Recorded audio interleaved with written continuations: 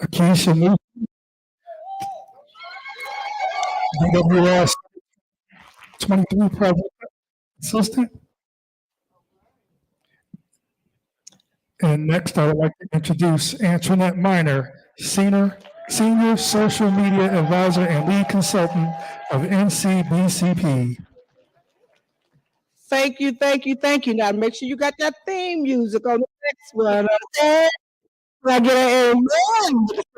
You can get. You have to have theme music. Thank you. On the serious note, well, it is so good. It is such a blessing to be able to be here one more time. So it is my honor, my privilege, my joy to just welcome you all to the 12th annual. I said 12th annual Black Women's Roundtable, Women of Power. So say it with me. Women of Power. Say it again like you mean it. Women of Power National Summit here at the Gaylord National Resort and Convention Center in the DMV.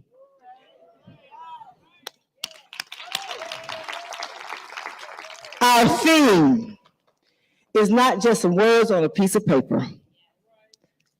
Say, it's time to reset, to rejuvenate, and reimagine our power to resist, to act, and to win. And say to win. Every year we come into this summit fighting harder, fighting to maintain our freedoms, fighting to keep and expand our right to vote, fighting the country's ever-growing racism, fighting for economic parity, and fighting just to keep our health and sanity. And then on top of all of that, we made it through COVID-19 as it tries to linger.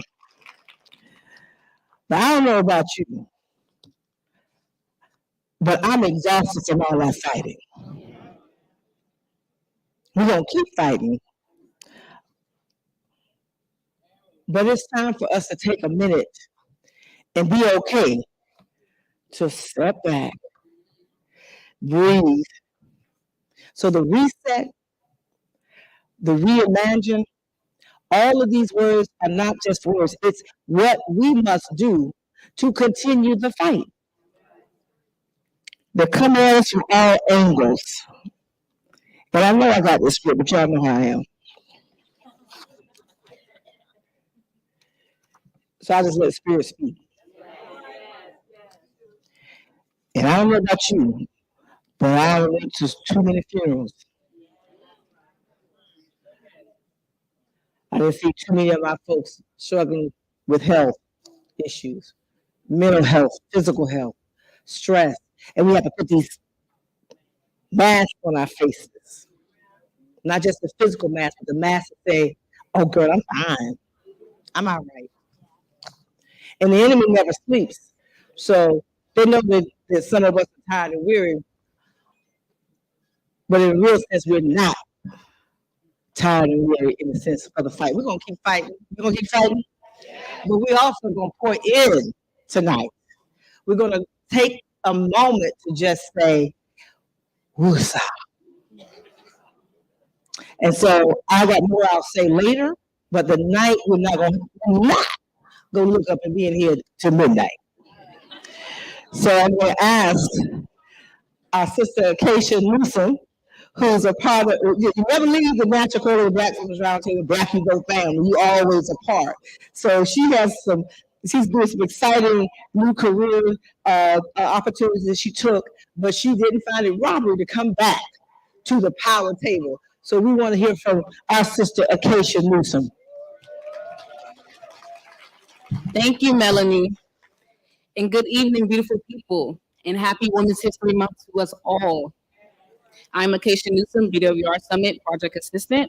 And from the Gaylord to everyone I'm tuning in virtually, I would love to welcome you all to the 12th Annual BWR National Summit. I am so happy to be back in the presence of Black greatness. You all look gorgeous as always. I love seeing you all faces. I have a call to actions for you ladies, here and virtual. Please take out your smartphones.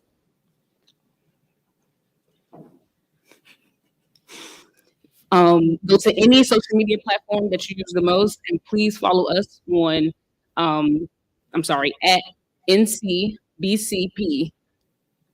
It's the same tag for each social media platform. So trust me, you all do not want to miss all the surprises that we have in store throughout the weekend. Antoinette will speak more to those. So please welcome her. Thank you. Introduce yourself. Hi, sisters. How are you this evening?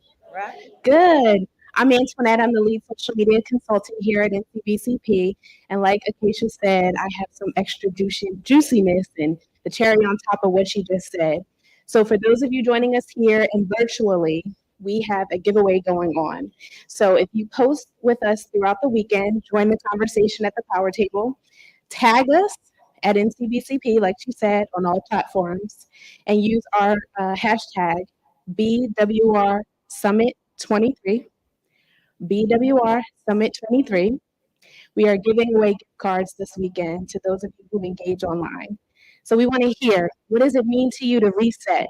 What does it mean to you to reimagine? What does it mean to you to rejuvenate?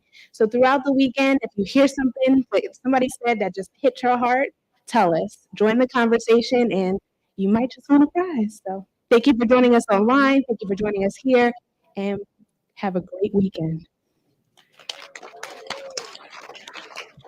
Thank you, Acacia and Antoinette. The A's. So it's my pleasure to introduce our moderator for the hour, our sister, leader, friend, spiritual warrior, D.C. Marshall. D is the founder of Girlfriends Pray, senior advisor for Black Women's Roundtable Entrepreneurship Top Challenge, and she supports our branding. She also owns her company, Diverse and Engage LLC, and so much more. And so we are just excited to have Dee join us now as our moderator for the hour. Dee.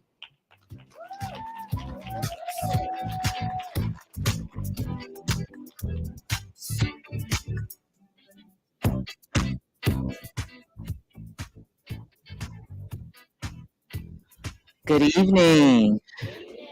Can I tell y'all what I was doing over there? Real Black girl-ish. I was waiting for my theme music. So we're gonna try this again, okay? Everybody, we're just gonna bring up our energy because you traveled a long way, and it is not about me at all, but this is about you. And so when we enter the room, because you already know when y'all walk in the room, there's a theme music playing the moment you walk in the room. Yes or yes, somebody. Yes or yes. Yes or yes, Dr. Barbara Perkins. When you walk in the room, Tanya Tyson. Listen, Sister Helen, when you walk in the room, there's a theme music when you're getting to sit at the table and to negotiate the deals on behalf of our communities. There's a theme music. So we'll try this one more time. So everybody watching live stream, listen, one more time. We're doing some theme music and we're going to bring it up a couple notches. Yes or yes, somebody. And we need some energy in the room before Madam President invites us to bring it down. So one more time.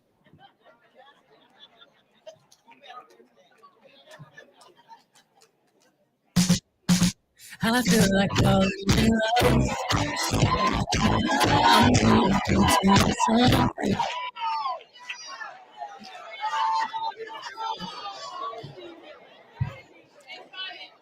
It's all right. Okay, see, I'm sorry. Yes, they would like to. Yes, you traveled a long way. You came a long way. You fought some things just to get here. So just for 1 minute. 1 minute? Is that all right, Melanie Campbell? Is that okay? For 1 minute, because y'all are all the way in the back. We're going to need some energy over here. We need some energy all the way in the back. You all are too young.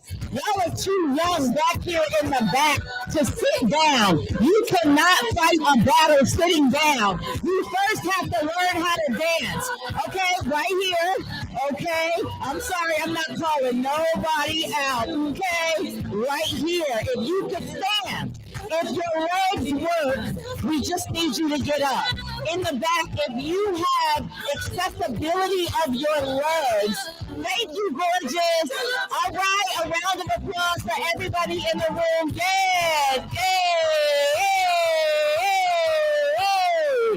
All right. Well, welcome everybody. Welcome. How many of you needed that? You needed that. You needed just to decompress, and that's all it was about. Well, good evening, everybody. Good evening and good evening. My name is DC Marshall, and it's such an honor to be with all of you amazing, gorgeous, fabulous women. I thank God that He brought you all of this way.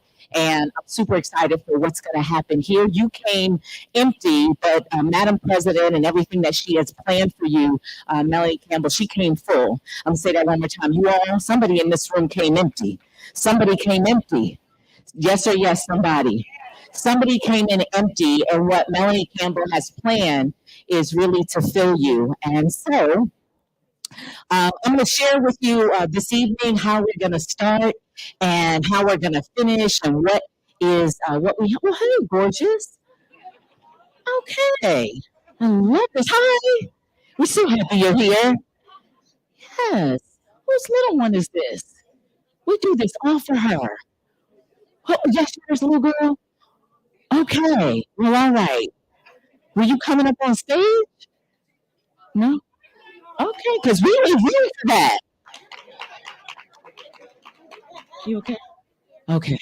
All right. Okay. So focus. All right. So as I mentioned, and as Melanie Campbell mentioned, my name is DC Marshall. So I'm going to share with you this evening what to expect on the agenda. So we are going to first have, we're going to all invite you all to stand. We're going to cue the video and the music, and we're going to sing Lift Every Voice and Sing. And then we're going to have a moment of silence as we're going to be guided by the video in a moment for so many things, for so many people who are not here, who are with us, so many people going through. And then I'm going to welcome the vice president of NCBC She is the vice president of operation and events management. She's a giant serving alongside the giant. I'm going to invite her to come and actually welcome you. And then we're going to hear from the Honorable, I believe she's here, and if not, she'll be here by the time we get here. The Honorable Angela also works, and I know her team is en route. She is the county executive from Prince George's County. And then we're going to be greeted by a member of the board, and then we're going to move into, we have a few fireside chats, conversations. That's what's going to happen, and a lot more. Say a lot more. All right. Okay. And so I think we pause here, and the folks in the back and the head of production, it is now on you. You are in control of the floor. Pay attention to the videos here.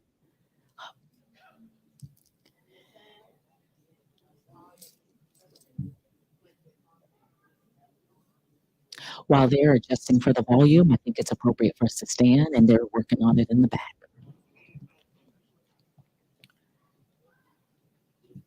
Thank you, God.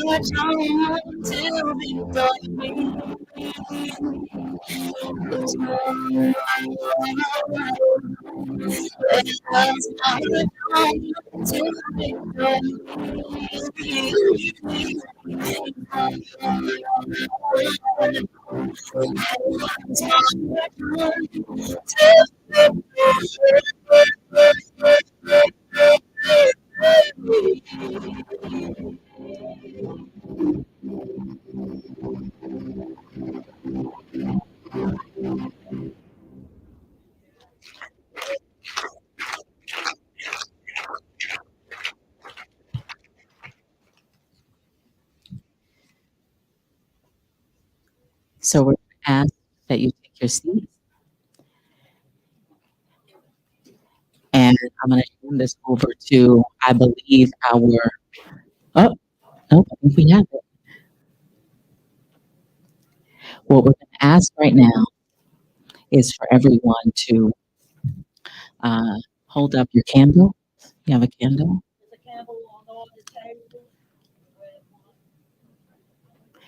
And we're going to try to lower the lights. And what we want to do is we're going to invite you to hold the candle as we pause for a moment of silence.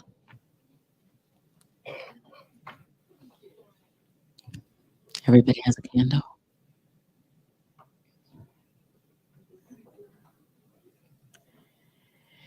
And we're going to pause for a moment of silence. Those of you streaming, we ask that you grab your phone, just put on your flashlight, in a moment of silence for all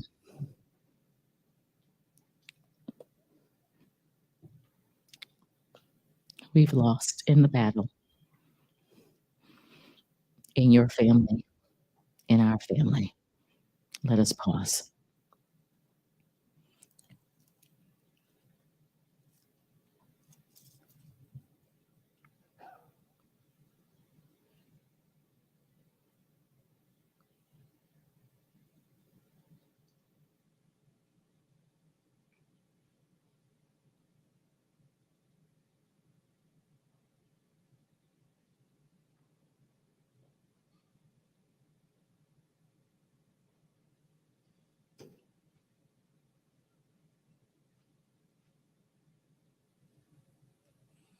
And thank you so much. All right, and so now we're going to move. I'm going to invite everybody take a deep breath in and out. Deep breath in and out.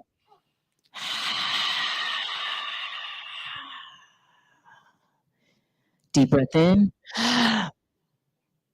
and out.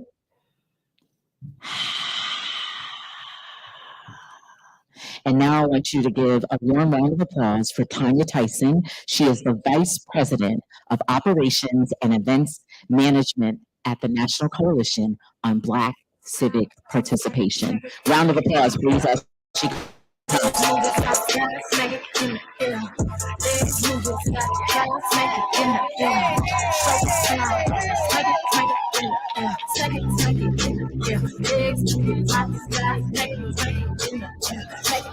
Keep it clean, keep it clean. Good evening, everyone. I once read this quote: surround yourself with women who will mention your name in a room full of opportunities. I am honored to be in a room full of beautiful Black women who will mention my name and each other's name in this room, in every room you can imagine, even in the boardrooms. For those of you who don't know me, my name is Tanya Tyson. I'm the Vice President of Operations and Events Management at NCBCP. Thank you. Welcome to the 12th Annual Black Women's Roundtable Women of Power National Summit. Our theme this year was to reset, rejuvenate, reimagine, resist, and act. Okay. Oh, sorry. This month is Women's History Month. Did you hear me? History, and I did pronounce right. We have, as Black women, we make history 365 days a year, not just for March. My county executive, Angela Alsabrook, embodies what this summit is about. Black women leaders who are bold, brilliant, and willing to get in good trouble. I would like you to put your hands together and help me with Angela, bring to the stage, I'm sorry, I'm a little nervous. Angela Alsabrook, thank you.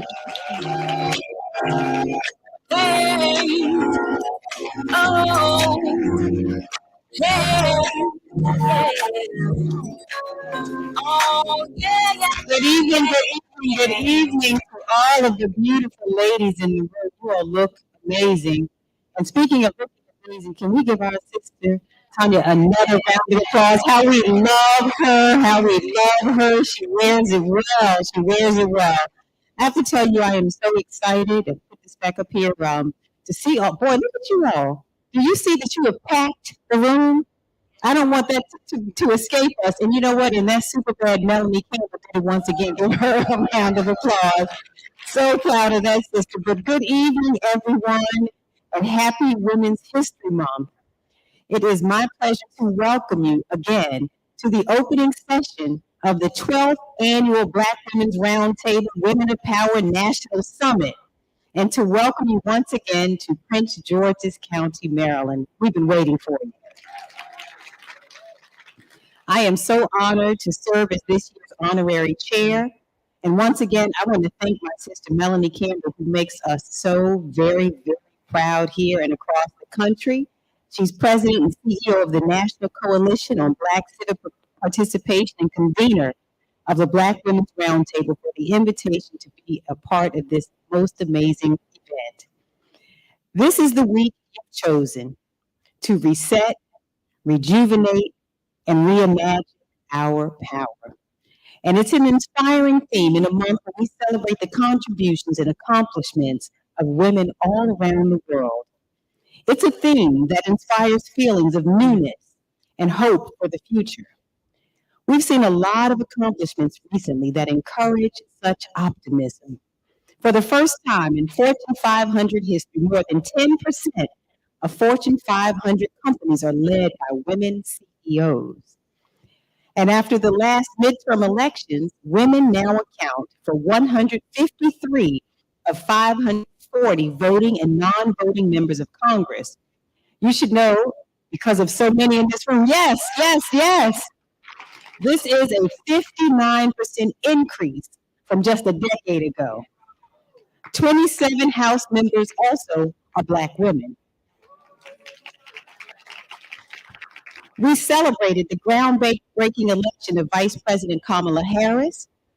Yes, we have. We watched history through the confirmation of Supreme Court Justice Ketanji Brown Jackson. And let me tell you, our very presence, our mere presence changes the room. I don't know how many of you know that our mere presence changes the room. I had an opportunity to go to the State of the Union address, and you know they have the justices start walking down the aisle in their robes. So people are kind of just clapping politely, and all of a sudden, the roar went up, and I said, well, now you know who's coming down the aisle next. It's our sister. She changed that whole chamber by her very presence. We know that judges of this administration, the 75% have been women and 47% have been women of color.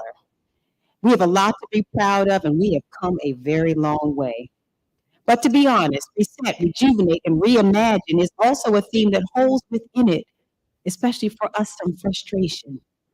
because the prefix re that begins all three words indicates repetition. It means having to do something over and over to try again, to bolster. It's a reminder that progress doesn't come without resistance. It's an acknowledgement that the accomplishments that we achieved are great, but we have not yet reached the finish line. For all of the increases in elected women, the percentage of women in Congress still remains far below women's percentage of the overall U.S. population. 10% of women working as Fortune 500 CEOs may be a record, but it is still only 53 out of 500. And of those 53, only 2 are Black women. We've made historic gains, yet still fewer than 2% of federal judges in the history of the United States, have been Black women, less than 2%. And we still have not yet seen a woman elected to the highest position in the land. We have not yet accomplished the full mission, and our latest efforts come at a critical time. As economic issues and threats to peace loom across the globe, here at home we face attacks on civil rights, voting rights, and our very own democracy. We're currently arguing over matters we thought had been well settled. We're engaged in battles that were already fought in our history books. It's why Coretta Scott King said so wisely, freedom is never really won. You earn it and win it in every generation. This fight for freedom is a group project, and everyone should have a hand in preserving our democracy. We should all have stakes in making society welcoming for everyone, but history tells us that we can't just hope that others do their part, especially in a nation whose founding didn't even have us in mind. Reality presents us with a choice: either sit down and accept our society for what it is, or devote ourselves to making it what it should be. And while others may never waver, I believe it's up to us women to act, because the truth of the matter is that it always has been. That's why Coretta Scott King also said, women, if the soul of the nation is to be saved, I believe that you must become its very soul. So as frustrating as the prefix re may sometimes be, from my point of view, it's also inspiring because it asserts a refusal by all of us to give in. It embodies resolve when momentum seems to be going against us. The re symbolizes the women who for generations refused to surrender the nation's soul, carrying the cause through positions of leadership behind the scenes, and especially in the heart of the fight. Women like Sojourner Truth, who dared America to be honest about the burdens of discrimination at the intersection of race and gender. There was a super bad Ida B. Wells who used her talent for investigative journalism to expose racism's ugly reality, saying, the way to right wrongs is to turn the light of truth upon them. Women like Thelma Glass, who's organizing with her fellow members of the Women's Political Council, laid the groundwork for the Montgomery bus boycotts years before the arrest of Rosa Parks. So we often hear that story, but we never hear about the women who sat in those classrooms in that school to plan it long before it ever reached the rest of America. They jumped into action because, as Thelma said, we didn't have time to sit still and be scared. The nation's soul needed to be saved. Women like Shirley Chisholm, a teacher turned historic presidential candidate, who declared her candidacy in the church, a Baptist church, and she was unbought and unbossed in her determination to make America's promise meaningful to everyone. Women like Prince George's County's own Gwendolyn Britt, who was elected to the Maryland State Senate in 2002, where she worked to improve life for all Marylanders. And years before, she joined the Freedom Rides in Mississippi, working to register people to vote. She suffered through jail and threats of violence because she believed every person's right to vote is his or her badge of citizenship. And without it, all other rights are in jeopardy. Women like our own Melanie Campbell, whose leadership and activism is proof that coalition building and mobilizing gets things done even in the face of obstruction. And yes, women like all of you here for this year's summit, eager to make this society better for the next generation, because the integrity and strength we admire in those giants in history is the same energy that's driving all of you here today. You are the evolution of those pioneers that refuse to surrender to cynicism and circumstance. You are the generation working to win freedom like those gone before. All of this work has led us to a point where power is undeniable. In particular, Black women have shown up to the polls at higher rates than other blocks for the past 5 presidential cycles. Black women.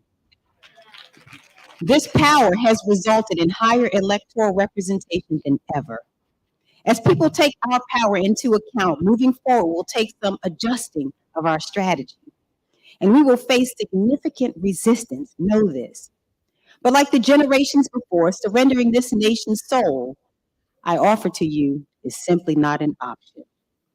We have work to do to elect more women that understand the essence of saving this nation's soul, while opposition works to suppress access to the ballot.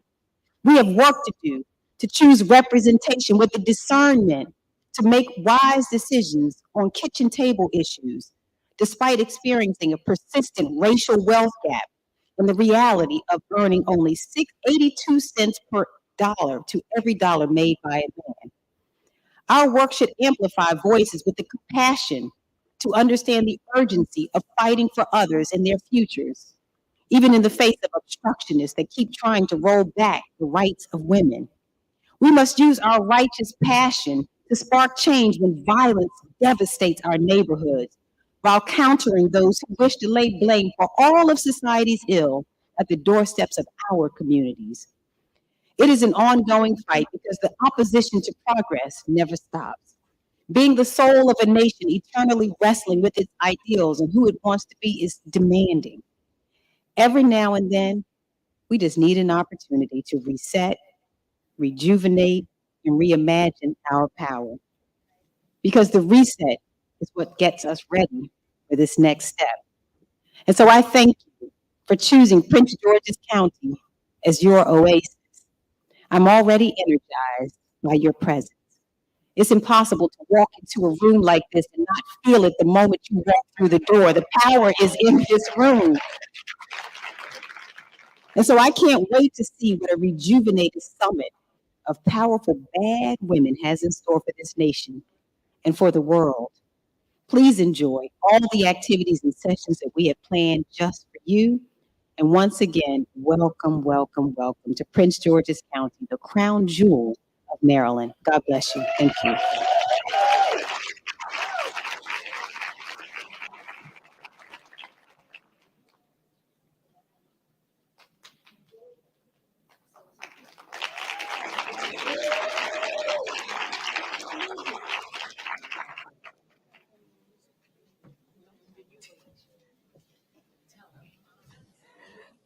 Good evening. I just asked, where's my music? Listen, I'm from Prince George's County.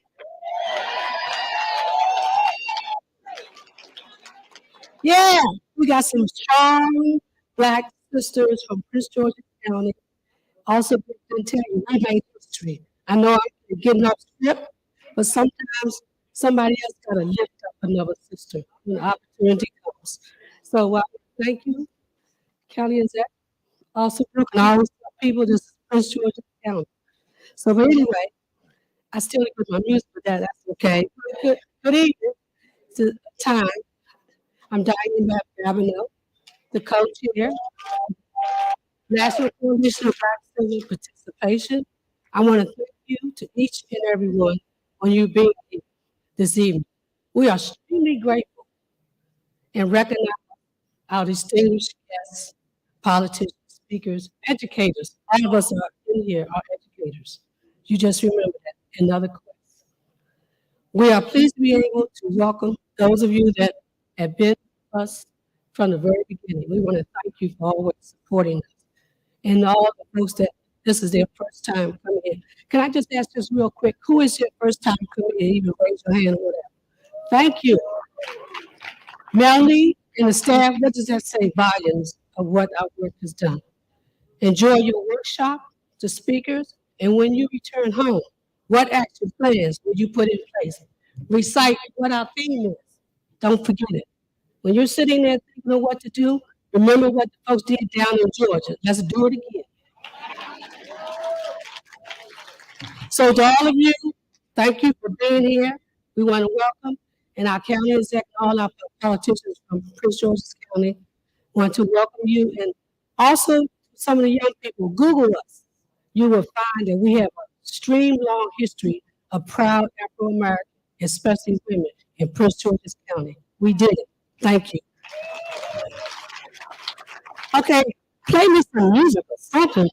Hey, yo, 1, 2, 3. Get up, we got victory. No ethnic me. You know they won't prosper. Now, Since she asked for the music, now go ahead, do something. Go ahead, because she wanted this music. Can y'all give her some energy?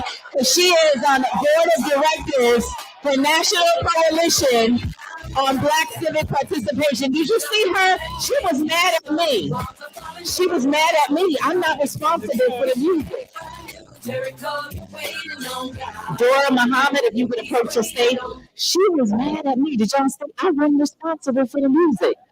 So now, to the amazing, wonderful production company, I'm going to look to you to make sure when these bosses and generals and leaders come to the stage, what you would want to do for Black women is make sure, because we love y'all like nobody's been, DJ, what is his name? What's his name? Pass it up. DJ Divine, ladies and gentlemen. What is We're good now. All Let's right. go. Y'all ready? Okay, because the next two coming up, we don't want no problems. I'm gonna let you know. All right. And so now we are, so thank you so much, Diane Babineau, who is a member of the board of the National Coalition on Black Civic Participation. And we thank you so much to the Honorable Angela also Brooks as well. And so now what we're going to do is we're going to bring to the stage two individuals for sponsored remarks. They will be brief, and then we're going to move on with the program. So the first, we're going to bring up to the stage the Sheena Mead, CEO of Please Wait. Yes, give it up for Sheena Mead. Yes. Hey, gotta put the bottom now we what? Gotta put the bottom in the hook. It's in the clean version. Okay. You still got to work with the DJ. Okay, let's DJ bring it back. Come on now. I'm a BYB alumni. Where my Black people at? All right, y'all heard some of our seasoned sisters in here. Started from the bottom now, right? Started from the bottom now, the whole please. Hey! I want to welcome everybody, and I'm just so honored to be here at the Women of Power National Summit, the 12th annual National Power Summit. And take this mic off, sorry. My name is Sheena Mead. I'm the CEO of Clean Slate Initiative. But I'm so honored to be here because I started in this room over 20 years ago as a Black youth alumni. Oh, okay, y'all not clapping. Y'all didn't hear me from people in the back. It ain't about me, y'all. It's about us. Because once she do it, can she do it? Okay, because again, I started over 20 years as a Black youth alumni. I see a lot of my mentors in the room. I want to give honor to Miss Melanie Campbell. Y'all give it up for Miss Melanie. Give it up for Tanya Tyson and my convener, Solange Benton. And let me tell you, being able to go through Black Youth Vote and come today as the sponsor, some of y'all who don't know that me, I'm dropping coins and the people who dropped and invested in me. Hello. Oh, y'all ain't hear me. So I got a word, because I know I'm on the panel later, but I got a word for the sponsors who ever thought or doubted or try to think twice about what does my money go to. You looking at it, sisters. Okay? The money goes to investing into young Black women and girls and showing them who they can be and where it's possible. If she can do it and will she do it, and girl, we doing it together. So with that, I look forward to seeing y'all. I'm just going to quickly just tell you the Free Food Initiative is happy to sponsor this event because I know how important it is for us to invest in Black women and Black girls, and also realize that they are part of the population that is 70 to 100 million people who have an arrest or non-conviction on their record. 70 to 100 million, and most of them look like us, and a lot of our young girls and women are getting caught up in that system. And so I've been clearing records across the country, have already had 10 states that have enacted clean slate laws to automatically clear records, helping millions of people. And I'm excited. Okay, and I'm excited to be here, so I'm going to talk to y'all about that. With that, I'm going to put the mic down. But remember, ladies, started from the bottom now here. Started from the bottom now. My whole crew is here. Started from the bottom, now we're here. Started from the bottom, now my whole team. She's just a girl and she's on fire. I like it. You can see it. Don't you look at her? Yeah. Good evening. Such a joy to see all of my beautiful sisters here tonight. I want to first uplift this vital work of the Black Women's Roundtable and the incredible vision of Melanie Campbell. Yes. I'm very humbled and privileged to represent Planned Parenthood this evening and our commitment to partner and support your work. Now you have created an unmatched space for Black women.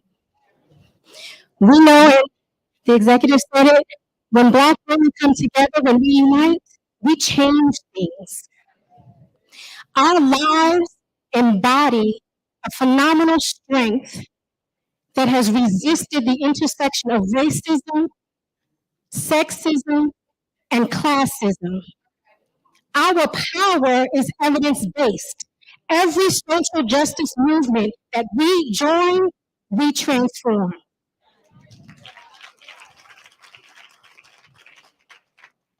Our bodies hold the fight. We see the fight.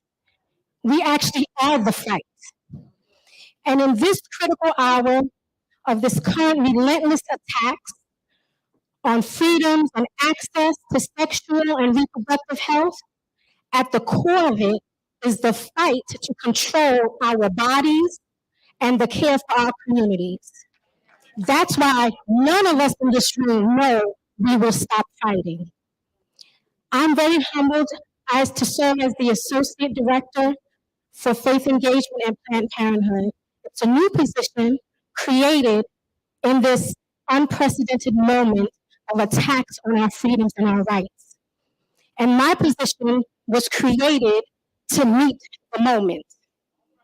Because we have to reclaim the faith narrative in our fights. What does that mean? We have to activate our faith, the faith lens, the faith language, our faith power to resist and demand justice in whatever venue this fight enters, whether it's the halls of Congress or our state legislators, whether it's through our congregations and our denominations across college campuses, in our corporations, at the corporate desk, or in our communities. This fight is for our lives. And so I'm very grateful for the vision for tonight, for this whole week. Grateful for Tanya and her team that's working behind the scenes that gets very little glory. But I know they've been working hard to make this conference a success. So treat them with grace, treat them with love, honor and respect them when you engage with them throughout the week. Lastly, I want to lift up little plug for our executive vice president.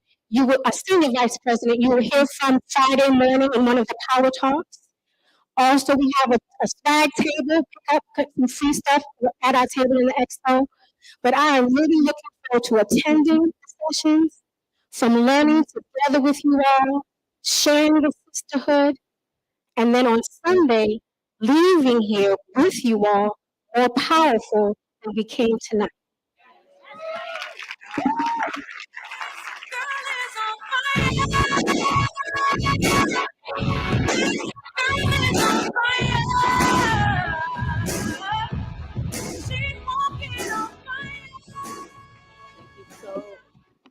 Thank you so much. We are so grateful for the sponsors who allow this to happen. Because how many of you know that whatever you paid here to be in this room was not enough?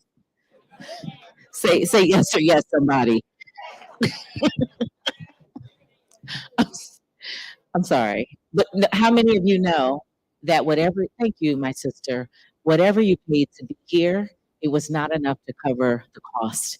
And the organization is a not-for-profit, and so if it were not for sponsors, say sponsors, then this would not be possible. So we're so grateful for all of the sponsors and for all of you who purchased a ticket. You purchased several tickets because you were able. You didn't ask for freebie. You're not going to complain about. Look at this beautiful room. Look at this, and look at this beautiful venue. And so again, I just want to say thank you to the sponsors. And if you are online, there are. I believe, I don't know that we have a count just yet in terms of how many people are online, but they are able to plug in here virtually at no cost. Say amen, yes or yes, somebody. All right. And so now we're going to move in and I'm going to look to, um, we are going to welcome I think our next individual who's going to share remarks, Becky Pringle, who is the president of the National Education Association. Oh, yep, she is here. I see her, gorgeous. She is sitting. Nobody is queued up until this music. And so, DJ, now I'm going to say her name again, and she's going to take the long way around. You're going to take the long way around. We're going to give you a little bit of time, okay? Yes, the energy in this room. Come on, somebody. Because if your title is president, come on, president of the National Education Association. Maybe she got these pearls on and she got her shoes and she got some nylons. Why am I sounding like you? You're welcome.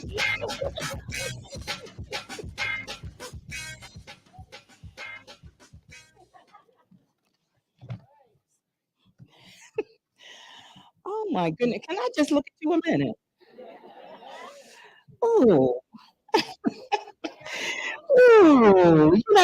just standing in your presence makes me feel so powerful. Thank you all for being here. I am so proud to be here today representing the 3 million members of this nation's largest labor union, the National Education Association. Our members across this country and around the world, we represent the educators who teach our servicemen and women's children. So we have members all over the world who touch the lives of the 50 million students in our public schools. I, of course, must start by celebrating my sister, Melanie Campbell. I know that those who have spoken before me have already said what most of you in this room know, though that was a lot of hands that went up saying they were new. This is their first time. So if you have not had the opportunity yet to meet Miss Melanie Campbell, please make sure this weekend that you do, because this is one phenomenal woman who leads with courage and vision and wisdom and power. And what is so significant about her leadership, for those of you who are new, and especially our young folk, is that Mel always reaches out, right? She reaches behind. She brings us all along with her. Yes. Give it up for Miss Melanie Campbell. Yes.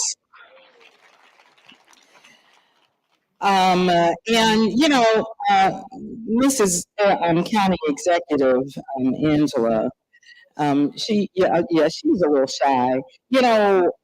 I have to say that I travel around in circles with her quite a bit, right? And every time I see her, I'm just so proud to be in her presence. But I need to just say this. Without this woman, we would not be able to say that we elected the first Black governor of the state of Maryland, Governor Wes Moore. Yeah, behind everybody's a Black woman, right? Thank you, Angela, for all of the work that you do for the folks here in PG County, but lifting us up across the state and across this nation. Indeed, this moment in our nation's history is filled with challenge. I don't need to tell you.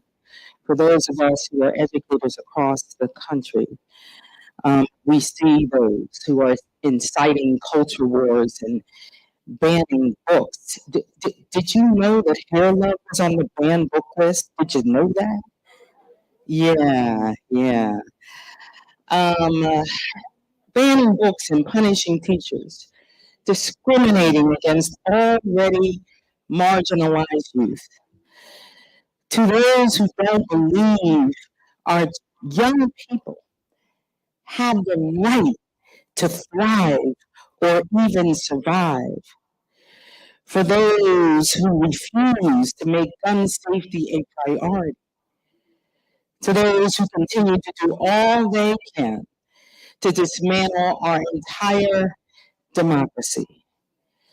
The list of all that we face is both exhaustive and can sometimes be exhausting. But as an educator with more than 3 decades of experience, this is what I know. Hope and opportunity exist at the very core of every challenge, everyone.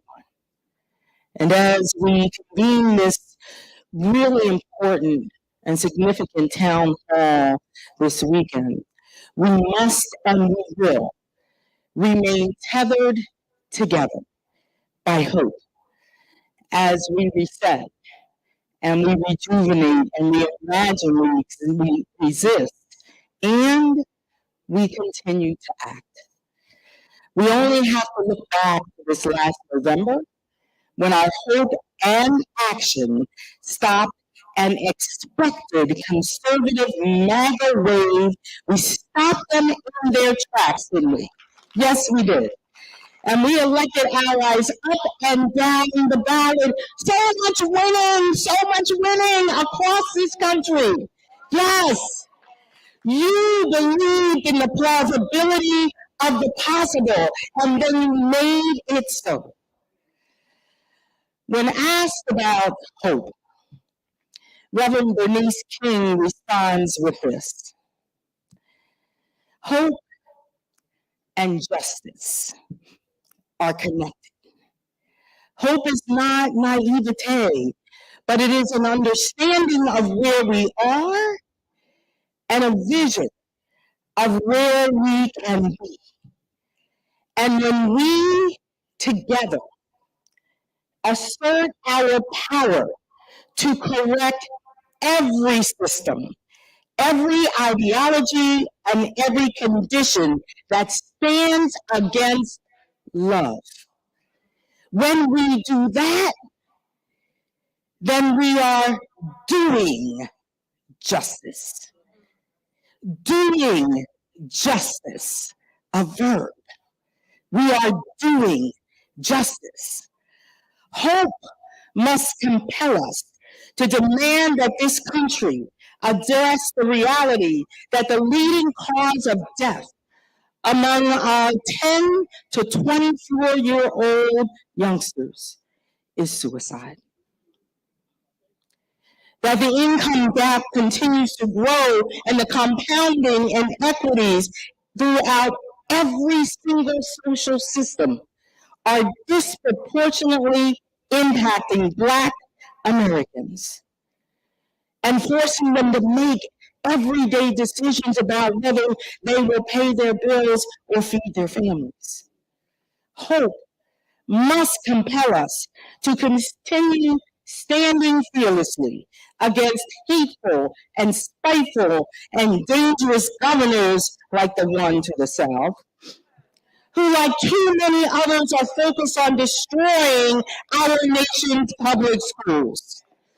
Hope must and it will continue to fuel our fight against politicians and pundits who are using their positions and their platforms to spew hate and lies and exclusion. We in this room, though, we are doing justice when we stand against those money-grubbing fascists seeking to limit our students' ability to develop those critical thinking skills and collaborative problem-solving abilities that will save this country. And you and I know what they're doing. We know what they're doing. They're doing it all in an effort to cripple our democracy and gain unfettered power. But here we are. Here we are. We're doing justice.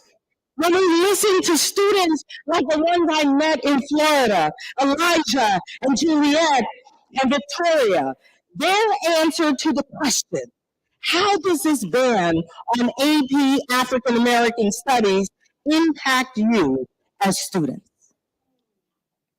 Their answer was cogent and eloquent and passionate. And it reminded me of how amazing our students are. As 2 Black students and 1 white student described the loss of the opportunity to learn about themselves and each other, I knew they reflected the best of America. Yeah, our beautiful diversity, our unwavering determination, our constant striving to be better. These brilliant students know the importance of the right to see themselves mirrored back in the books they read and be a window so other students can see each other. So women of power, we will fight for our students' right to learn and our educators' right to teach. That's what we will do together. We have within our hearts a legacy passed down to us by Black women for over 400 years, who have stood in their power and demanded this nation's dignity and respect. That old Negro spiritual, all right, captures perfectly our resolve. I don't feel no ways tired. Yeah, I come too far from where I started from. So women of power, we must and we will meet the challenges of this moment as legions of Black women before us have met every moment together, rooted in our resilience, shored up by our strength, destined by our determination. We will dare to be brave. We will dare to be brilliant. We will dare to be bad, and we will dare to be bold. Women of power, we will dare to be powerful and do justice everywhere across this nation. We will do justice and we won't get no ways tired because our babies are depending on us. They're depending on us to be worthy of them. All you women of power, thank you for all you do every day for our students and for each other, for this country and for this world. Let's go be our best selves.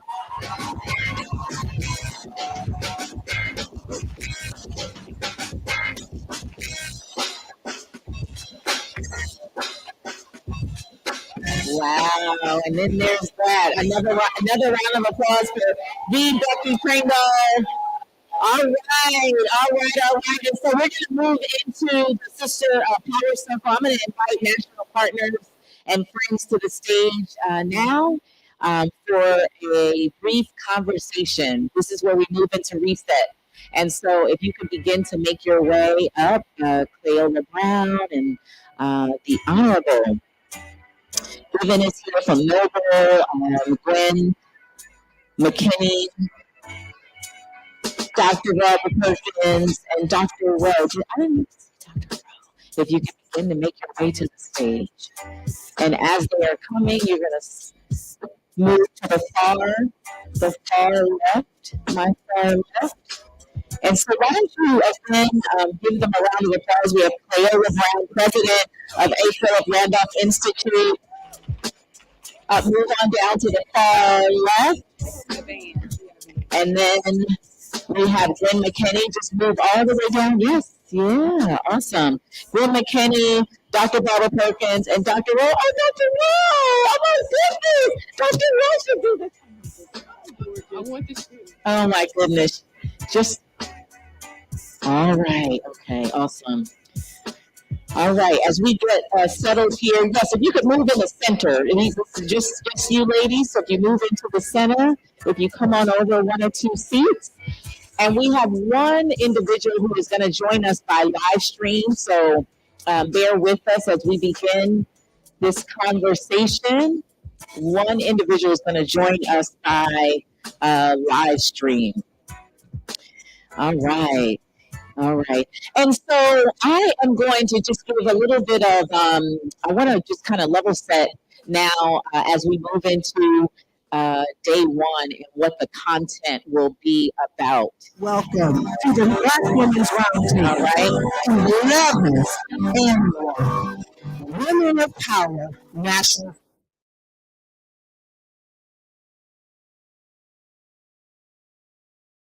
We never have and we never will be afraid. Welcome to the Black Women's Roundtable, 11th Annual Women of Power National Summit.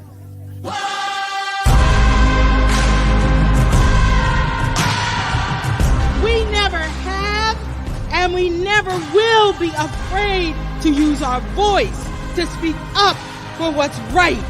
That our feet were made to walk in high places. I almost feel like after we heard that, I can close the book and walk on out of here, right? Because we've already gotten our instructions. Together, I know we can address the world's challenges head on, and we can lift up Black women and girls around the globe and around this table. So thank you, each and every one of you, for all you do to help us win the fight for a better future. When our lives are under attack, what do?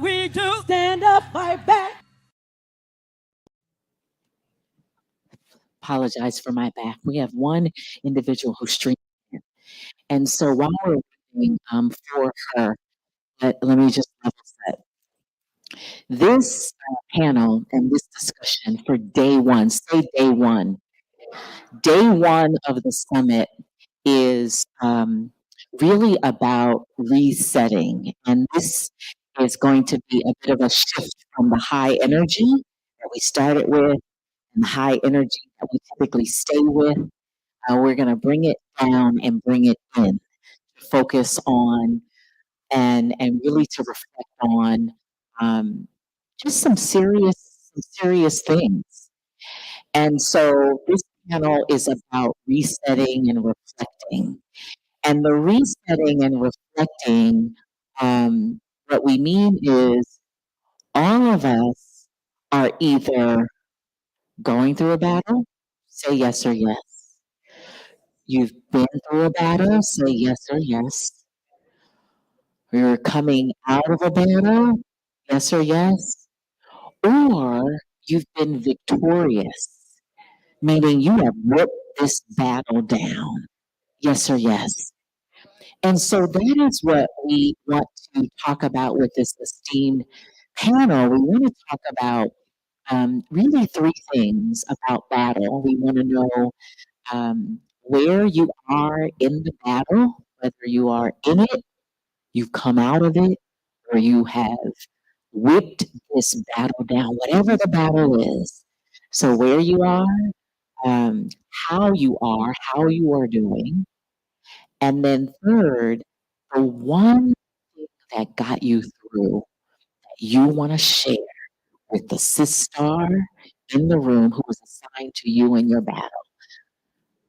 Is that fair? And here's why. So, Madam President was really super focused this year and about so many transitions, so many losses. In fact, the person who was going to stream in, and I'm going to try to say this without being emotional, she wanted to be here. She insisted. So when we get her, when she comes in,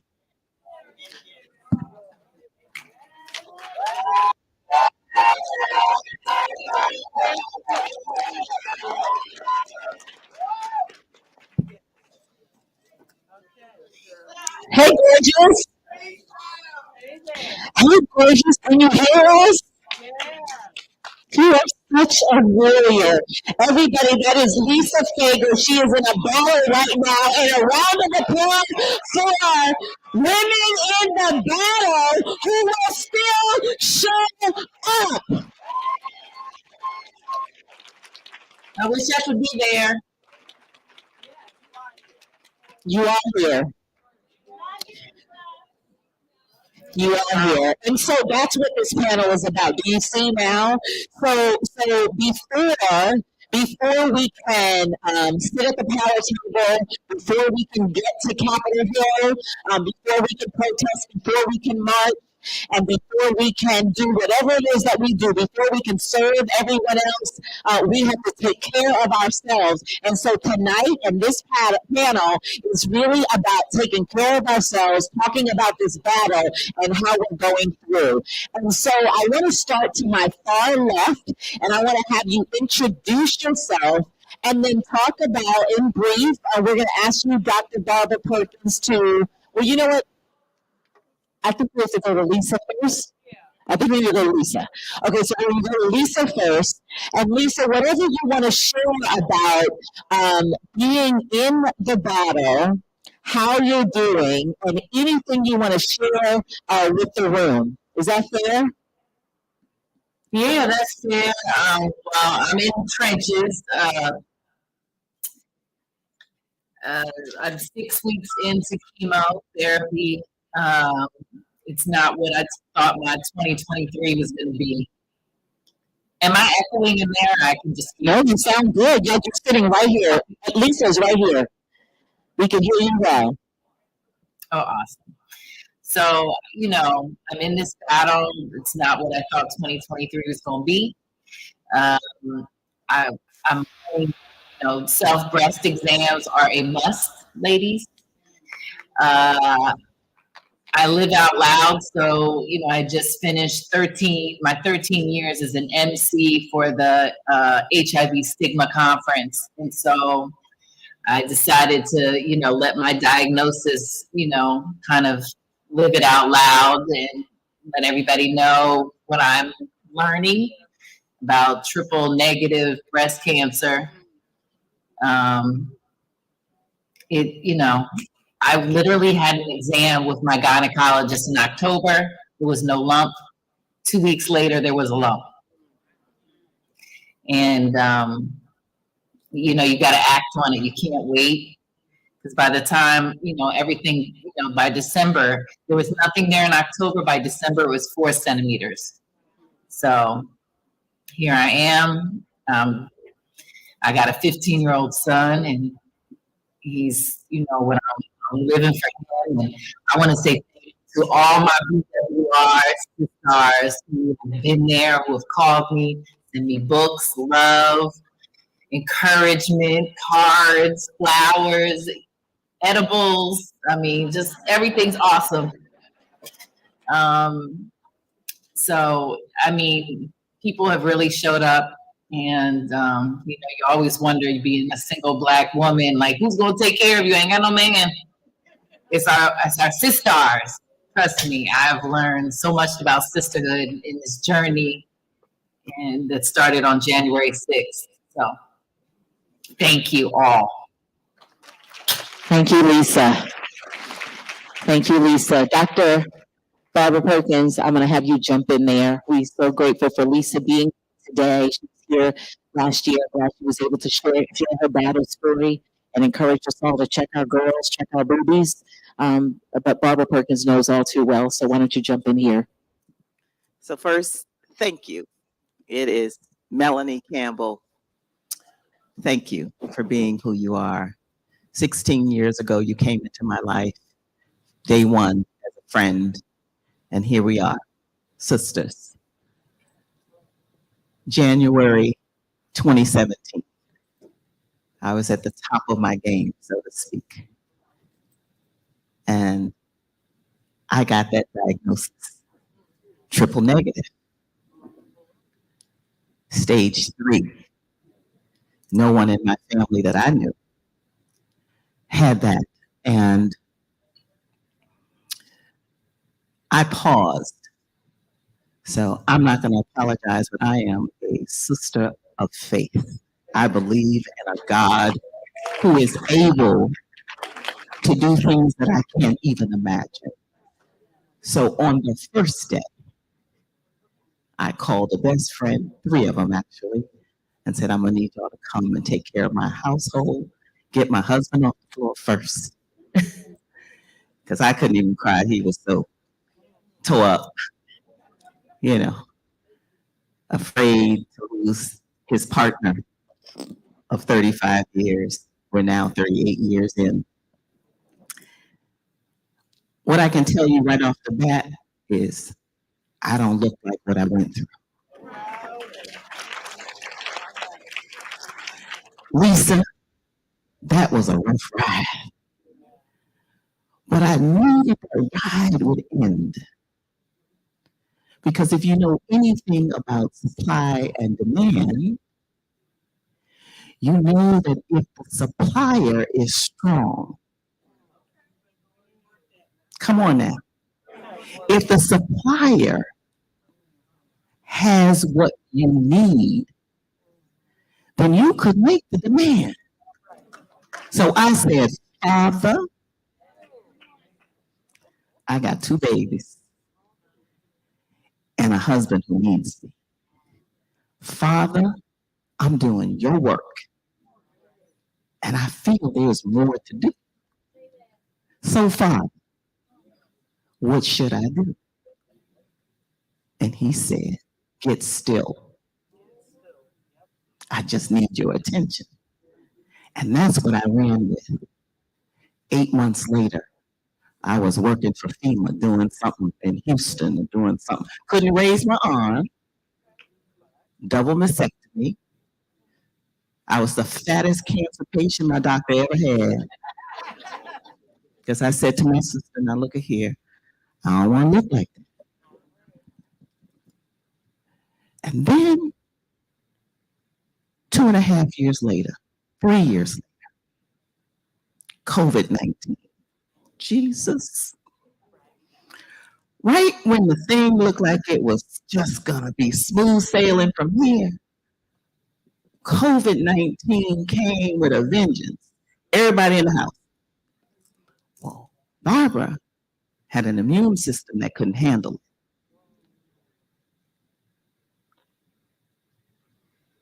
Just hours away from a ventilator. I called a sister. You know, you always got a lifeline with a sister. I called Iyanla Van Zant. I'm going to say her name. As long as I live, I'm going to say her name. I said, I can breathe. And she said, I'm going to breathe for you. Just listen.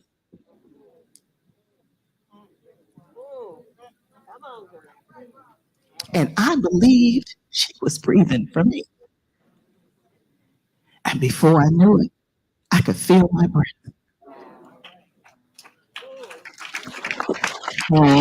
Thank you so much. What I want to say, I promise you I'm going to wrap. But what I want to say to you, because that's my story. That doesn't have to be your quick. Everybody in here is going through something. It may not be cancer. It may not be COVID-19. It may just be that you are tired. You just might be tired. Go inside, close the door, and get still. That's good. That is so good. Thank you so much. So what I'm going to ask is just keep on going down the road, and yep, if you can keep on coming. And Melanie is asking if you could share your share out in 2 or 3 minutes where you are in the battle and what you have to say to a sister in the room about survival. Okay, 2 or 3 minutes is a short period of time, but I'm going to try and make it work, okay? First of all, good evening, everybody. Good evening, sisters. How are you? When asked that question, it should be answered with a loud voice because you're here. Okay? You're here. And I don't know how many of you know, probably not a lot because I'm a quiet inside person. When tragedy hit, and many Black women do this, we roll up and get at it instead of reaching out to get some help because we want to be proud and strong that way. When I was diagnosed with breast cancer, I was like, oh no, devil, you a lie. And thought that I could really just do that quietly and handle it, take care of it myself. Well, it was a lie, but he was lying, but so was I. Everyone sitting in this room has a story. And a lot of folks think they know your journey, but they don't. Everybody that's smiling is not happy. Everyone that says, oh, I'm fine, you ain't fine and you know it. You just don't want anybody else to know your business because basically that's how we were raised. Keep your business to yourself, or at least in the house. When I lie, stop me, okay? But I will tell you this. I've got good prayer warriors all among many of you out there, and I know that I'm not the closest one to God because He made me know how I am. I'm going to cuss a little bit. I'm going to drink when I want to. I'm going to have a real good time. All of that, all right? And I did not make any false promises once I was diagnosed with cancer. I was trying to figure out, okay, now, how we going to work this out? Because I ain't ready to go nowhere yet. But then sisters started, like you were describing, Barbara, started rolling in. And several sisters that are sitting here as well as on the screen, those were the lifelines that kept us going. And to be able to talk open and frank, I'm looking over there at the table, I see Carol Jordan, she came and brought me some homemade soup when I couldn't cook. Don't do much of that right now either, but had an excuse during that time. But I say that to say to you, there's a discovery of who you are when you are challenged with something that you really know that you can't handle by yourself. It's going to take him, and it's going to take a lot of y'all to be there for one another. All of the crazy candid stuff that goes on, the jealousy and all the rest of that stuff, put that stuff under the table somewhere. Better yet, put it in a box and mail it out to the devil. Let him have his stuff right on back. That's what I'm talking about. It's difficult enough to be strong within yourself, but it's even more difficult when you admit to a weakness that you didn't even know you had. Because most of you think you can strap that cape on in the morning like you've been doing all your life, fly across any adversity and still come up stronger than ever. But when it hits you, allow yourself to be a receiver of the care and the love that's out there for you. Remember the times that you've met someone and picked up the phone and called them. I remember meeting you. We were at the mayor's inaugural ball, and I was so starstruck with Sister Austinbrook. I sat there, we went through a whole dinner. I didn't say 3 words. Because I'm from the country, y'all. I'm not fancy, didn't come up with a whole bunch of stuff. But I knew I was sitting with a rock star. I was like, go ahead, Clay, just sit right there. Okay? The other person that I also remember meeting was Becky Pringle. When she ascended to the role that she's in now, on an airplane, minding her business, getting ready to come on the plane. I'm sitting on the aisle seat. She comes, I was like, Becky Pringle, real country. She turned around, looked at me, and she knew my name, would stun the heck out of me. All right. But it's that kind of realization that you are not only who you think you are who you share with. I'm looking at a sister like P.D. Talley and like Jan Temple and Diane Babin. I could go around this room and name the names.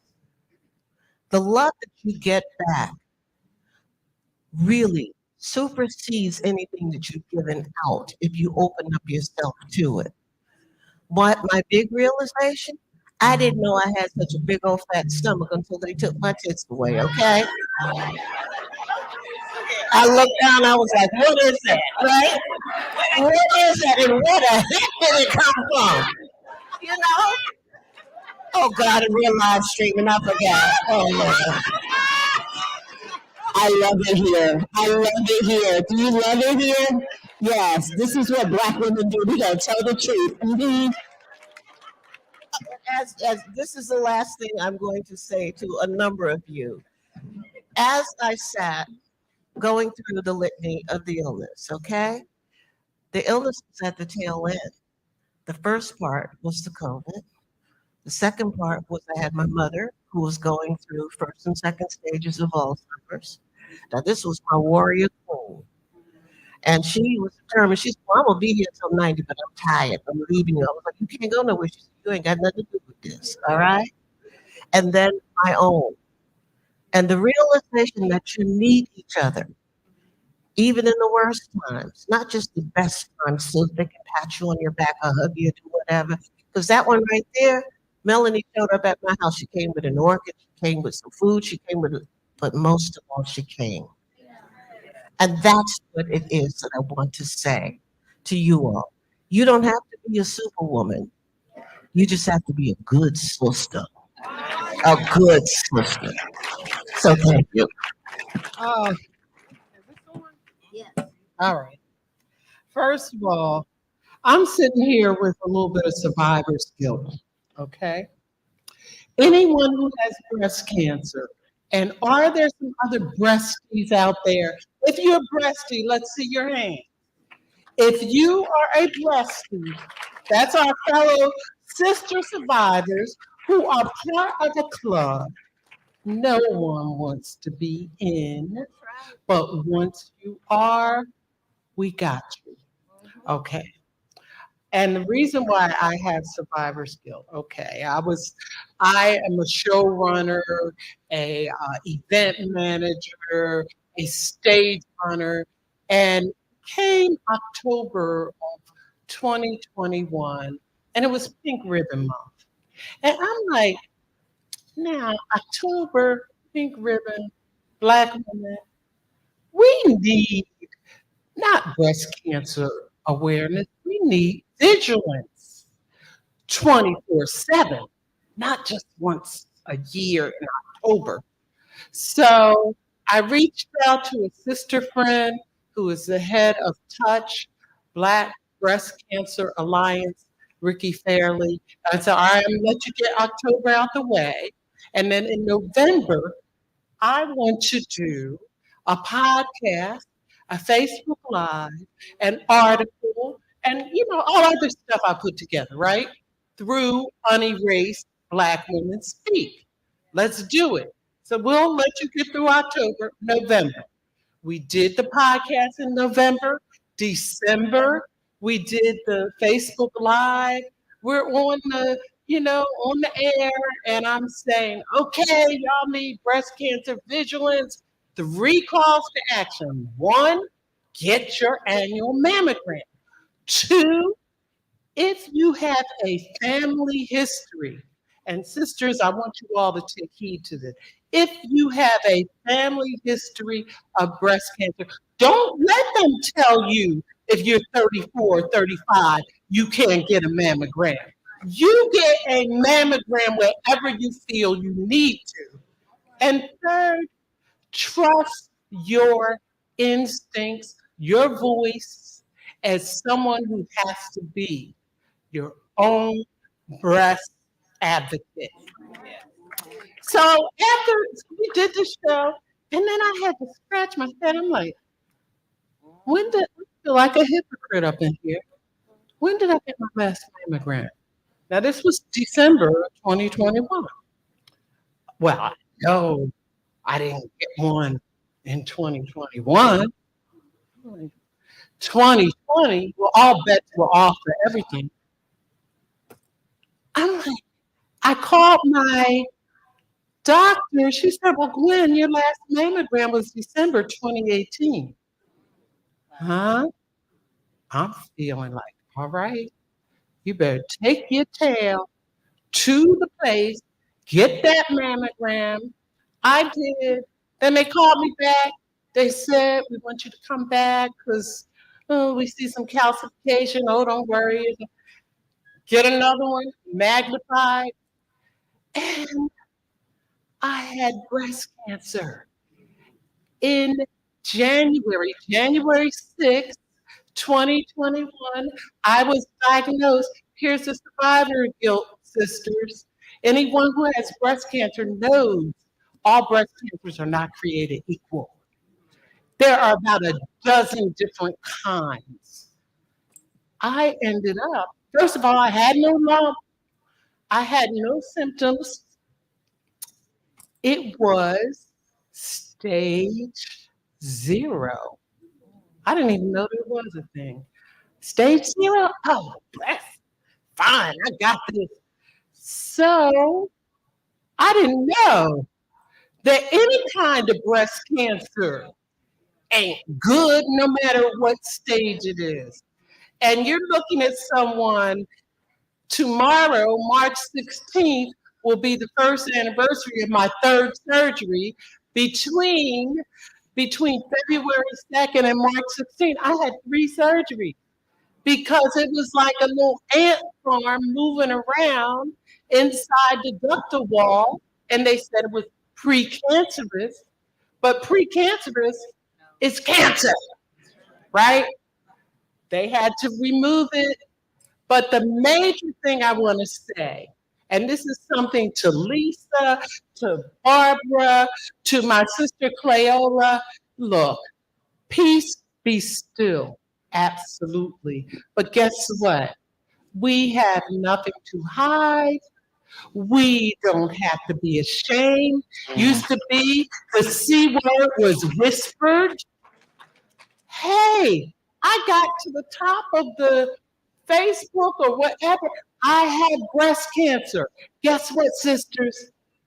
How many of you in this room didn't get your annual mammogram? Get it.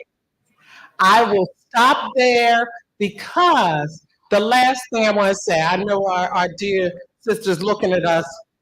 Listen, Black women are diagnosed later, die sooner, have the most virulent types and the most aggressive types of cancer, have it younger, and also have a 71% higher risk of death. That's us. So if we're not vigilant, we don't take care of ourselves, we are marked. So I end on an upbeat, an up note that we are warriors. And while, like you said, I mean, you had to go through the surgeries and struggle, but the bottom line, look, we're here. Look at these beautiful, we are here. And thank you, Mel, for making this a conversation. Thank you. Thank you. I am State Representative Wanda Lincoln, I'm the National President of the National Organization of Black Elected Legislative Women, NOBEL. I have to say our names because my board sent me here and I want to be able to go back home. All politics is local. With that being said, I want you all to help me give it up. That's why Melanie raising her hand. She understands the assignment just like I do. Now listen, y'all, help me give it up for Melanie Beyonce Campbell up in here today. Isn't she lovely, y'all? Let's give it up for Melanie, y'all.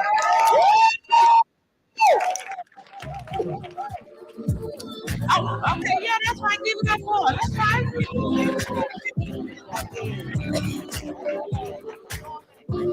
But I am just sitting here listening, and my story is a little different, and I'm going to follow the assignment, and I'm going to be brief because I'm looking out in this room, and you all are talking about the breast cancer.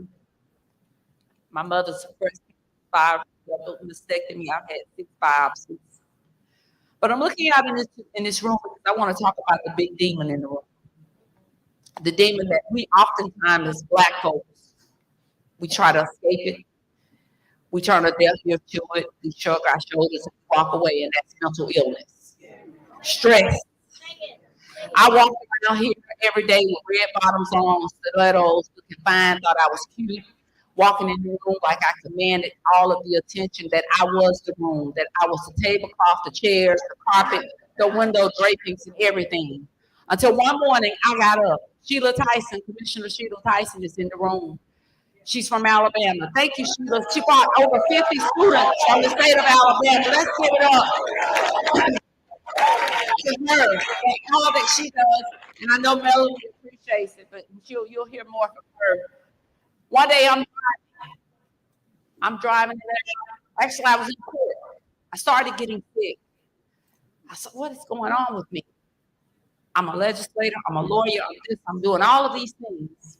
I'm handling everybody else's business. I'm taking on everybody's responsibility. The very next morning, but just so happened, let me just tell you this, I stopped, I remember the commercial, this commercial that said, it was about no-dose aspirin. Y'all remember the commercial with the little man and some folks shaking their heads, and it talked about keeping these no-dose aspirin in your purse. The day before I actually got sick and had to be rushed to the hospital, I remembered that I had just purchased these no-dose aspirin. I took the top off, the aspirin.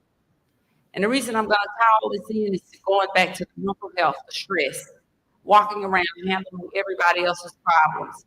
I worked out every day. I'm a boss. I have it going on. Until I found myself, my body had aged to the point that it was the body of a 90-year-old woman. I was near death. I could not walk. I ended up in a rehabilitation center facility, having to learn how to walk again. I went months on a cane. I have witnesses here. Will you raise your hand? Sheila Tyson is sitting in the room.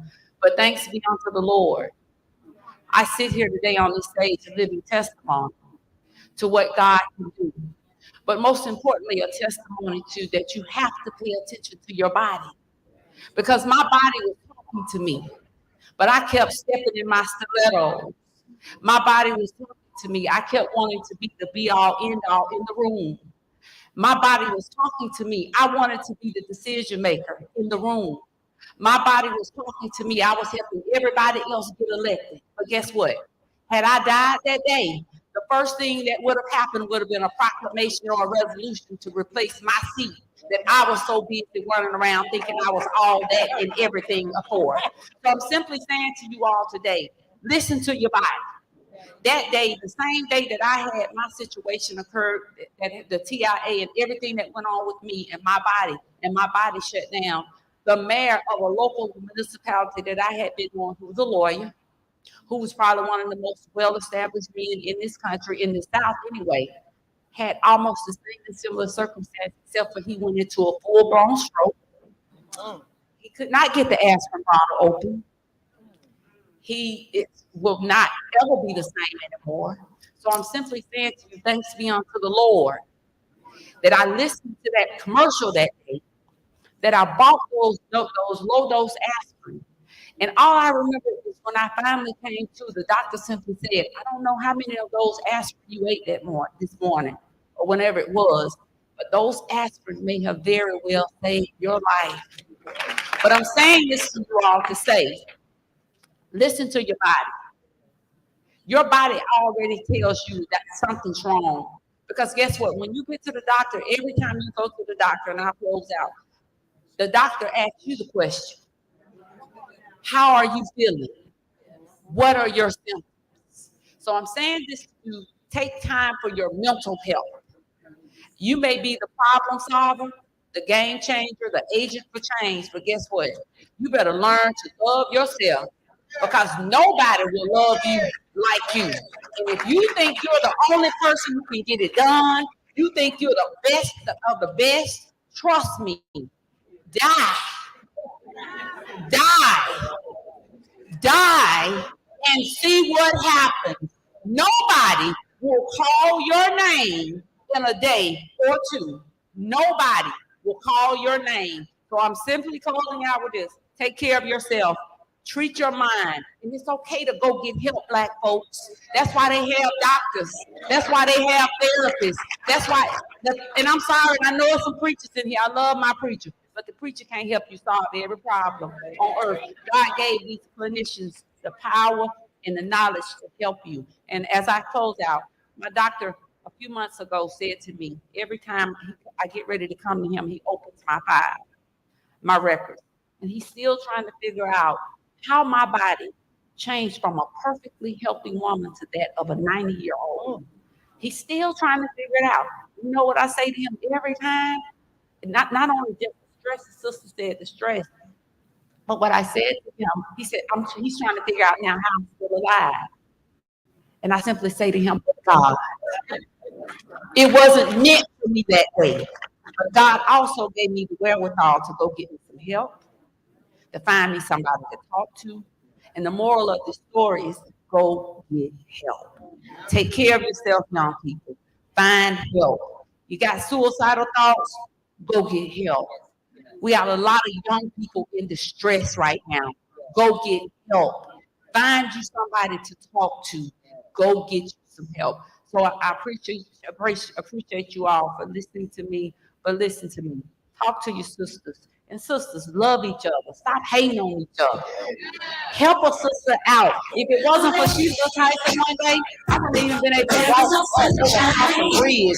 But she helped me walk into the room. She didn't talk about me walking in the room on a cane. She helped me walk in the room one day. So I appreciate everybody for listening. Thank you for this opportunity. Thank you. This is a perfect segue. Your story kind of is a precursor for part of my story. So I'm Dr. Rowe. Hello. My story is very different. I can talk about disease. I can talk about a lot of things, but what happened with the battle that I am currently in right now has everything to do with grief and loss. And I'm the person that coaches people through their life struggles. I do this for women and families, and I have for over 30 years. But it was my turn. So Alabama, I just moved back from Alabama, by the way. I'm from DC, so I live in the DMV now, but I just moved from Alabama. And the reason I moved from Alabama is because I lost my husband 8 months ago. And 2 weeks before he died, I lost my mother-in-law, his mother. And I was responsible for her health care, and she was suffering from dementia. So we lost her to complications of dementia. And then we found out that he became sick. And he was a physician, one of the most brilliant and best and brightest that I've ever known. I married the love of my life.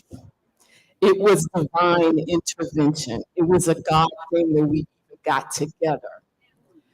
And we would have done 22 beautiful years. Every day that I open my eyes and put my feet on the floor, I thank God for the 22 beautiful years that He gave us.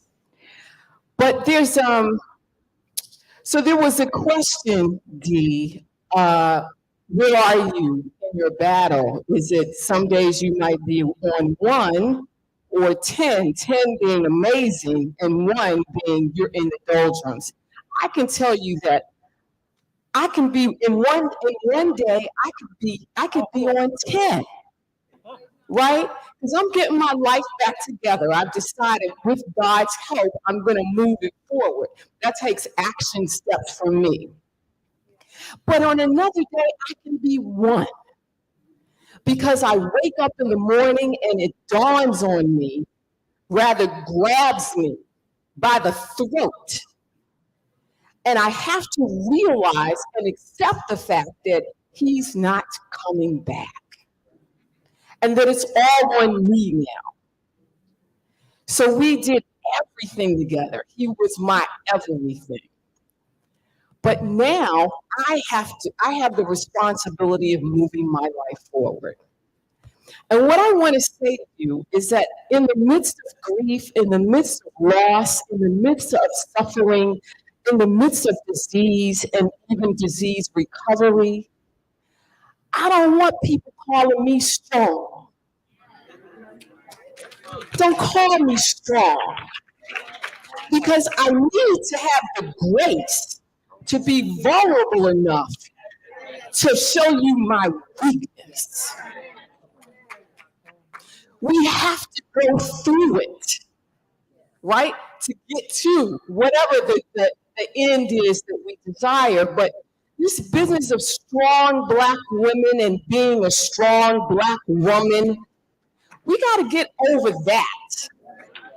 Because we've been historically strong for everyone but ourselves. Everyone. And it's time that we gave ourselves a break. So when I heard that this was going to be the discussion, we're going to reset, we're going to take a break, give ourselves a break. I want to give you some pointers on how to do that. But first, I just really need to reiterate the necessity for you to give yourself grace, for you to live your life with grace. Self-love is about a lot of things, and we start there. We start from the position of love. That means taking care of your body. That means the food that you put in your body and what you do with it. But we also need just some grace. God's grace really is sufficient. But we've got to take advantage of it, right? So let's talk about what are some of the things that you can do? I've been a nutritionist for over 30 years and a broadcaster for much of that time as well. One of the things that I want to tell you is that when you find yourself stressed, sometimes you don't even know you're stressed. Do you realize this? You could be under stress and you don't know it, right? We have things that we get attached to.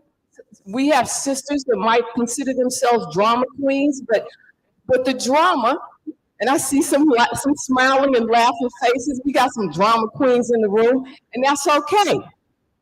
Because typically that drama is showing up as a result of something that might have happened to you. And so the drama becomes anger and it becomes a lot of things. But we just need to take a beat and reconnect with whatever it is that we went through so that we can fix it. So in the midst of all of that, the drama and other attachments, emotional attachments I'm talking about, in the midst of all of those things, stress becomes an issue. And stress can live in the cells of your body, right? It will live in the cells. And if you don't address it, I'm not talking about acute stress, episodic stress. I'm talking about the long-term stress that lives with you, that stays with you, keeps you up at night, right? So here's the thing.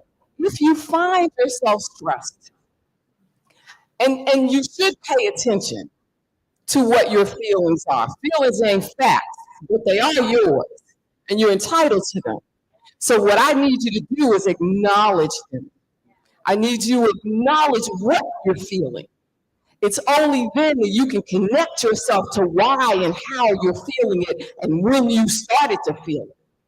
But whatever those feelings are, I need you to connect to the fact that you are having those feelings and you have a right to. But you also have the responsibility to do the work to get beyond them, right? So there's foods, if you're stressed, if you're going through something and you are concerned about not just chronic disease, because we all know that, food is connected to our weight.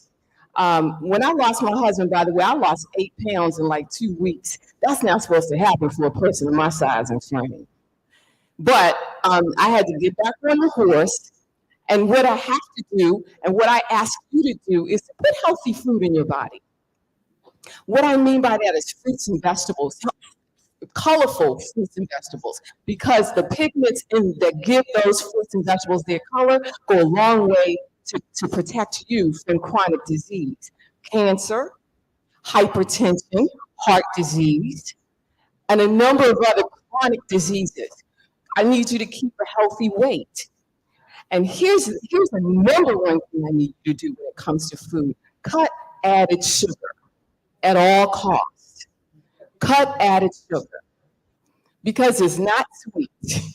It's not sweet when it comes to what it does to your body. Sugar is literally a toxin to the body. Added sugar. I'm not talking about sugar in fruit. I'm talking about sugar in soda, sugar in cookies, sugar in, you know what they are. All those things that come in a bag or a box, that. So I need you to cut that to the greatest extent possible, because it's going to do a lot to help you to be calm. When we talk, it's going to do a lot for your state of mind. It's going to do a lot for your state of mind. I also need you to get sleep. Because we talk about being a bad, and we're getting no sleep. You see what I mean? So you need the sleep, because it's going to also protect you from some of those chronic diseases that we talked about. And you need it for your sense of calm. You need it for your sense of well-being. I'm talking about wellness on a large scale. But these are just small things that you can do to help yourself, whether or not you're stressed, whether or not you're dealing with mental health challenges. Because the way I'm telling you to eat is also going to help you to avoid the complications that come with mental health challenges. You feel me? Are you with me? Okay. All right. So I need you to get sleep. I need you to get, now it's 7 to 10 hours a night. Yeah. It's now 7 to 10 hours a night. Because of the things that insomnia causes, the havoc it wreaks on you and your body. So I need you to get consistent sleep, because that's also going to give your body a chance to rest, right?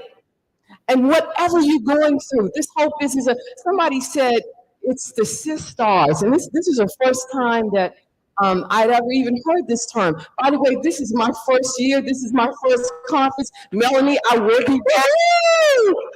I will absolutely be back. Yes, because this room, y'all set this room on fire. And this is the room that I wish to be in at all times. At all times. So get the sleep. Eat well, meaning put colorful vegetables and fruit in your diet. Drink water, please, half your body's weight in ounces of water. If you weigh 100 pounds, that means 50 ounces of water a day, right? So, and do get still. Yes, but by all means, get still. Get quiet, so that you can hear God's voice speaking to you and through you, right? Get quiet. Acknowledge your feelings. Express your feelings. Don't be all drama-filled with it, though. But no, acknowledge your feelings and express those feelings. Don't hold them in. Don't suppress what you're feeling, because that will kill you, literally. I'm going to end here. That's good. Because I could go. That's an excellent place. Did she not serve us?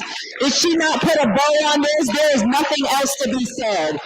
They all shared about resetting and about the battle that so many of us are going through. And to have Dr. Rowe put a bow on it, sharing her battle, but then closing it with what do we need to do for us, is a perfect place to end. So Melanie Campbell is going to come up to the stage. We are complete for this round. Did you not appreciate the inside the battle, how it is that you resonate with the stories, and all of the ways that this panel served the room by giving you one thing? Say one thing.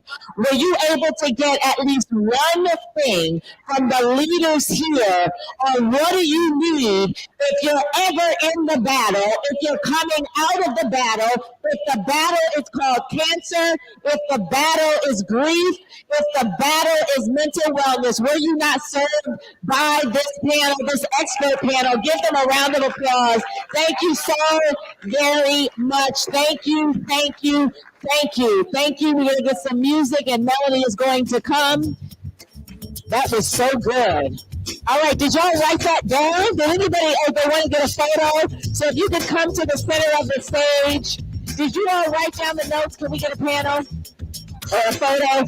Did you get, and then we're going to have the sponsors come up. But here were the takeaways. Call your sisters when you're going through the battle.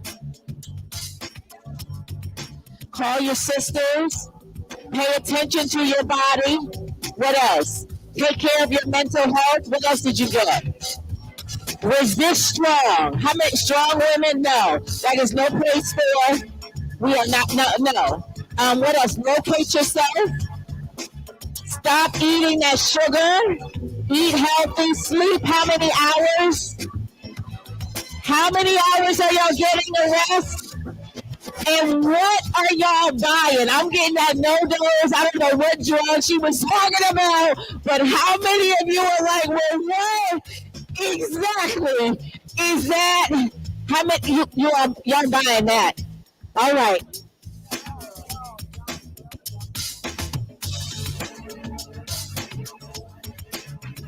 Here's the, yep, hold on. And Sheena.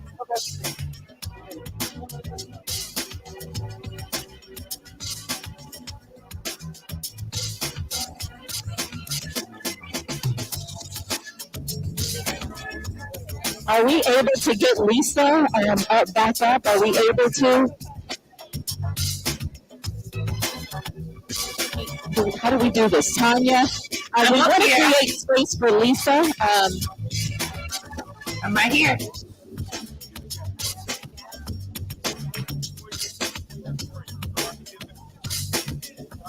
We're going to get Lisa.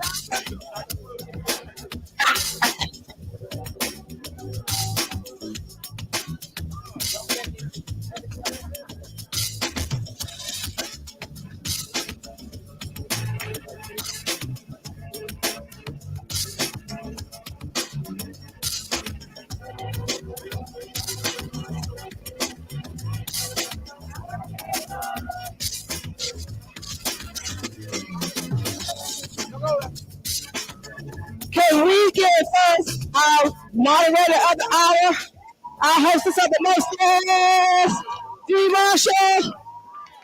Can we give our sponsors, our leaders, our sisters, all of y'all? You know how you have an idea and you're like, okay, is this really gonna work? And thank y'all for just taking this. I learned so much. I must have got the road. She was on, I just told her to her face. She just on my street. I'm like, girl, get off my street. Huh? So what I like for all of the conveners, Black Youth Vote coordinators to come up. We're gonna get one big shot. Come on up, Michelle.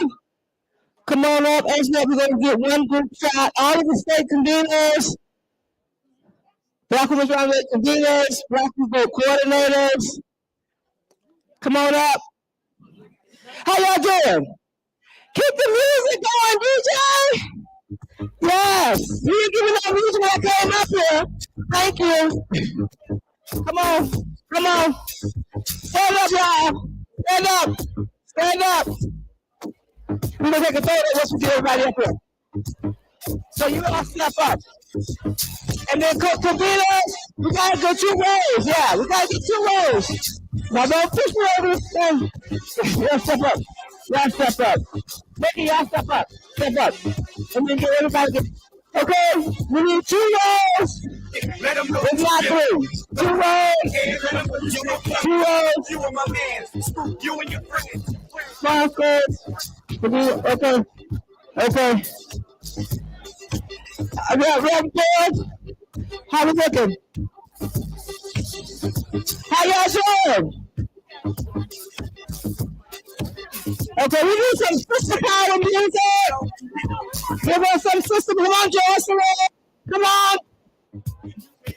Y'all come on up. Come on up. All the teams, come on up. Come on up. Come on up. DJ, please come on up. That was me, guys.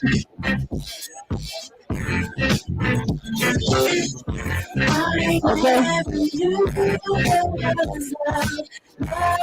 Yeah, you see?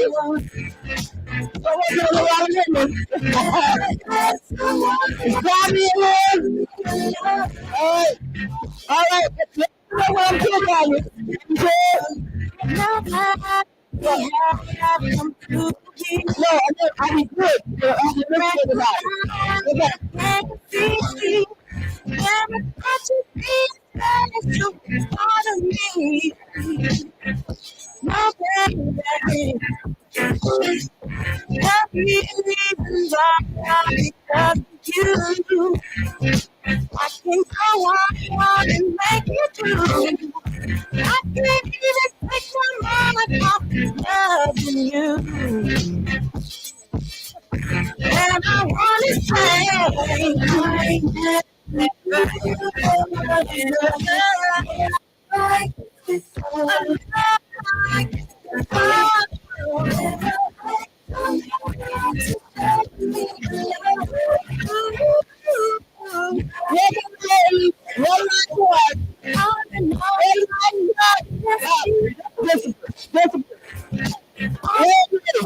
one last shot.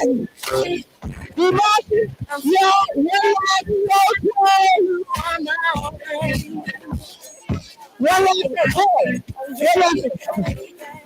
Come on, y'all.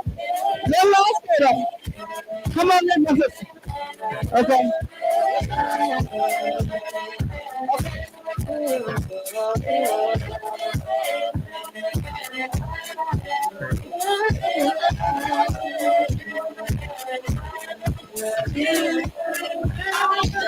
Ladies, y'all ready? Pose. Sheila, are you ready? Is this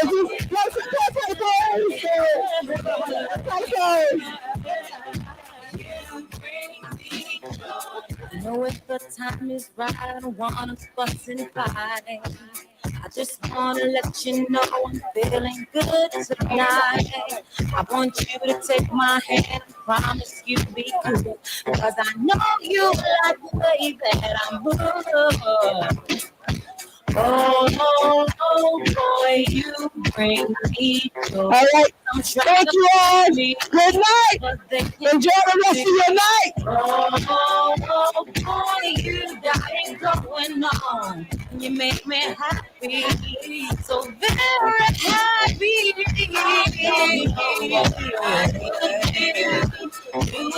I don't know what I'm gonna do.